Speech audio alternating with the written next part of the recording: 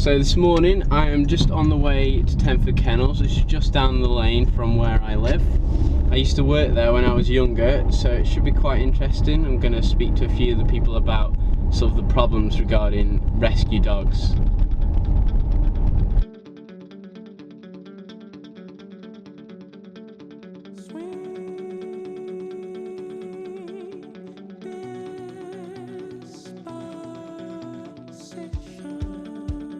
Tenford Kennels is situated in a multi-acre estate in the countryside of Staffordshire. It has been rescuing and rehabilitating both cats and dogs for the past 30 years and currently cares for around 70 animals.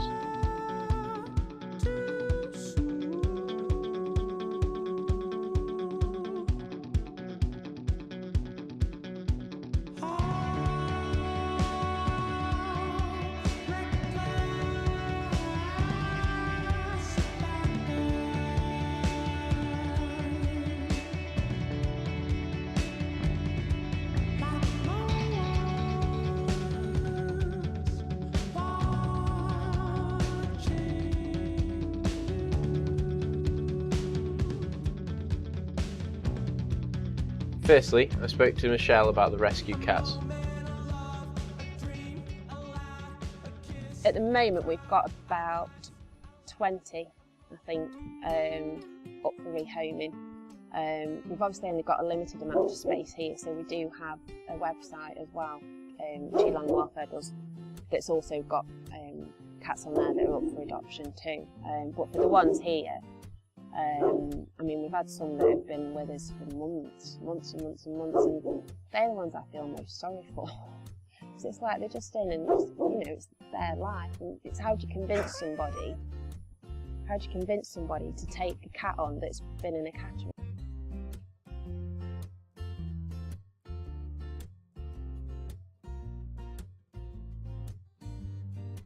Ultimately, you are going to reach full capacity, and there's nothing you can do other than what you're doing at the minute. And it's horrible when you have to turn somebody off. It's viral. You can't help everybody, unfortunately, even though I wish I could.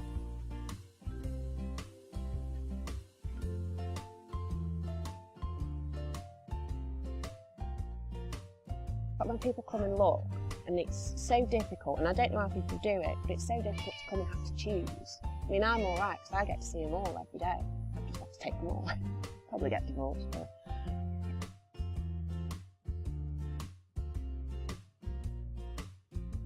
I mean, everybody always says, like, oh, I want a kitten, I want this cute little fluffy ball. And yeah, they are cute, but they do grow up to be adult cats. And there's just so many, not just here, but everywhere, there's so many that are unwanted and unloved, apart from by the people who are looking after them. And it's, you know, give them a break. There's some that'll just reward you with so much love, and that's all they want. They want somebody to love, and somebody to feed them, and somebody to care for them, and they'll give it you back tenfold. We've got 20 cats here that are just waiting for that special person to come and fetch them. And, you know, it's not difficult. You might have a little feisty one, or you might have one that'll go on its back and rub its belly, but, you know, that's what you come down and have a look for, isn't it? And find the one that's for you. What can they do to sort of help the situation with stray and rescue cats? Firstly, if you've got a cat and you're not a licensed breeder, get your cat neutered. Because there's just so many unwanted cats and kittens, and that's how half of ours come to us as well.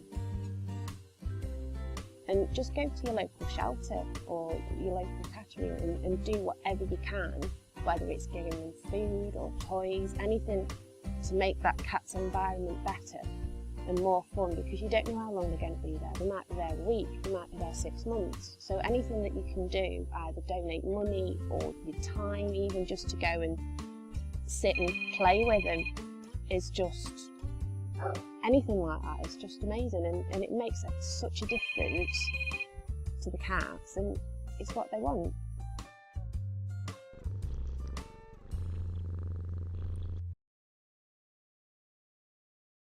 And we bought the kennels 33 years ago, and from day one I was involved with Steele Animal Welfare, which takes in the strays from Staffordshire, which is the area we live in, and after 7 days we look after the dogs with a view to rehabilitating them, rehoming them.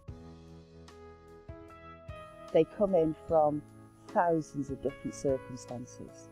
Dogs come to us from broken marriages, people losing homes, from the strays pounds where they operate a 7-day destruct policy, people who are terminally ill. Police service often asks us to go in and get dogs out. Social services, where people shouldn't have dogs, we're called in to go and help there.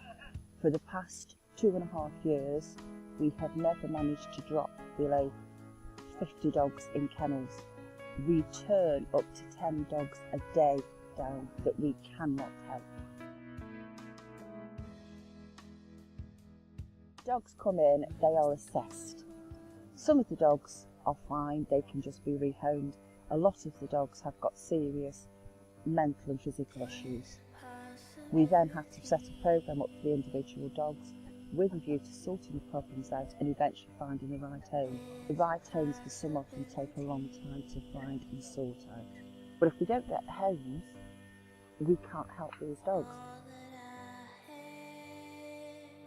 We receive no funding from anywhere. Every single penny that we raise, we have to do. And if you think that we have to raise over £10,000 every month to just keep our heads above water, it is a living nightmare.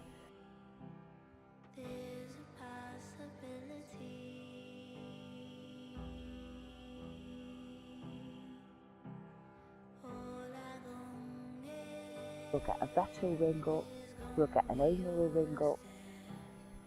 And if I say no, as I put the phone down, I know that dog's dead.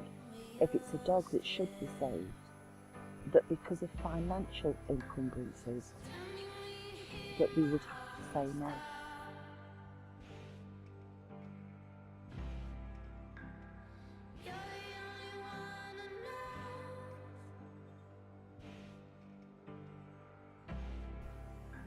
A lot of the dogs that we work with, we know eventually possibly may not be rehomed. The ones that are perfectly happy living a kennel life, they can be handled, they can form a bond, and they can have a quality of life. The occasional problem we have is that we have a dog, usually with mental problems, that is so traumatised and so completely abused that long term we have to call it quits. If you cannot provide that quality of life, and there is no way to provide that quality of life, then the cruelest thing you can have is a dog that is sitting in a concrete den and has no life, no bonding, no happiness, no stability. Then we will call it quits, because that's cruel to the dog. If you can't provide a life that that animal relates to and has a quality of, you are not rescuing a dog.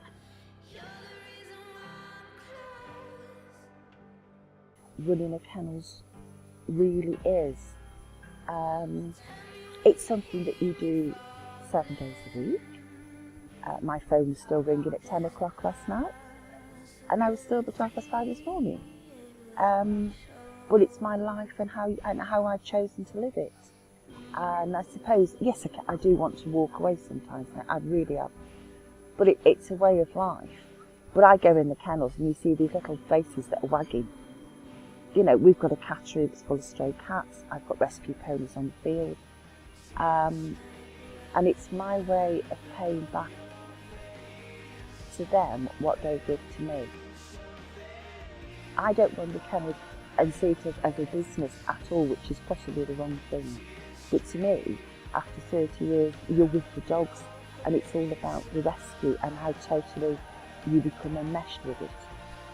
Not only with the animals, but also people who relate to the animals and find a little source of relief coming to the kennels. I don't do it on my own, obviously. I am really lucky in that the staff that work with the kennels and the volunteers that come in have the same mind. Without them, it wouldn't work. So at the end of the day, the common interest really is that we want to be with animals, and we want to make the world a better place in our own small, tiny way. The main thing that everybody can do is to look at what's around them and what is happening with animals, all animals, and be positive about doing something about it.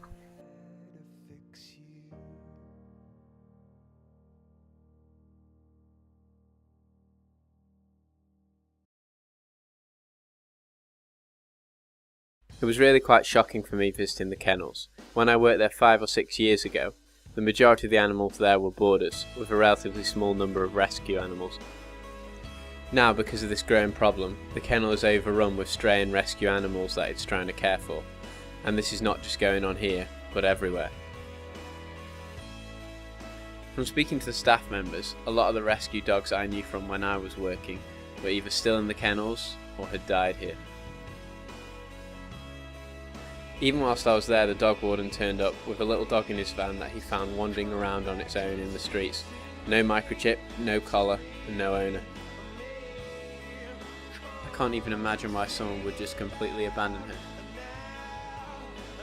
I hope this video inspires if only one person to consider giving a rescue animal a home, or to just help out in any little way that you can, whether that's donating money, toys, food, blankets, walking dogs, playing with the cats. They're desperate for all the help they can get.